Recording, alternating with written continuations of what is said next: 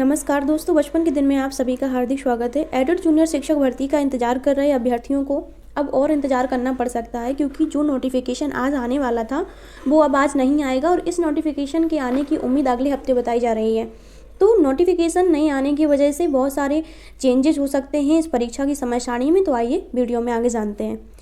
Adult junior high school शिक्षक भर्ती का विज्ञापन अब अटक गया है, तो ये अब अगले हफ्ते आएगा।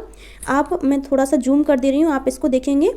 यह भर्ती परीक्षा जो है कई वजह से अटक गई है। इसके कारण कई हैं, जैसे जो लिखित परीक्षा है सहायक अध्यापक की वो एक प्रश्न पत्र में होनी है, लेकिन जो 10 फरवरी का नोटिफिकेशन 10 फरवरी का जो शासन का आदेश जारी हुआ था उसमें 2 प्रश्न पत्रों का उल्लेख है।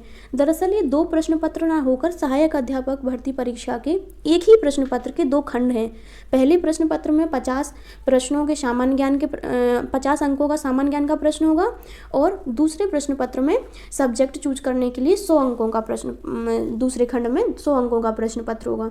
तो ये दोनों खंडों को अलग अलग प्रश्न पत्र बता दिया था। तो इस तरह के संशोधन भी होने हैं इसमें। इसके अलावा कुछ और भी संशोधन होने हैं, ये अब तक जारी नहीं हुए हैं। विज्ञापन जारी होने में 1 सप्ताह का समय लग सकता है। वहीं NIC भी शासनादेश के अनुरूप ऑनलाइन आवेदन लेने की जगह और समय चाहता है। ऐसे में ऑनलाइन आवेदन की समय सारणी में बदलाव होगा।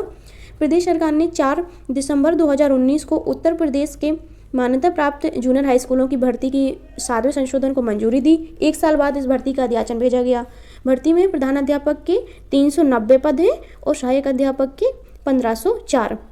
इन भर्तियों पर लिखित परीक्षा आयोजित होनी है और दोनों ही परीक्षाएं अलग अलग आयोजित होंगी, ये हम आपको पहले ही बता चुके थे। और 2.5 घंटे की परीक्षा होगी जिसमें 150 सवाल पूछे जाएंगे। लेकिन जो प्रधान अध्यापक के पद के लिए परीक्षा होनी है उसमें 2 प्रश्न पत्र होंगे और प्रबंधन से संबंधित 50 प्रश्न उसमें पूछे जाएंगे। भर्ती परीक्षा का जो उत्तीर्ण अंक तय है सामान्य वर्ग के लिए 65% और आरक्षित वर्ग के लिए 60% होगा।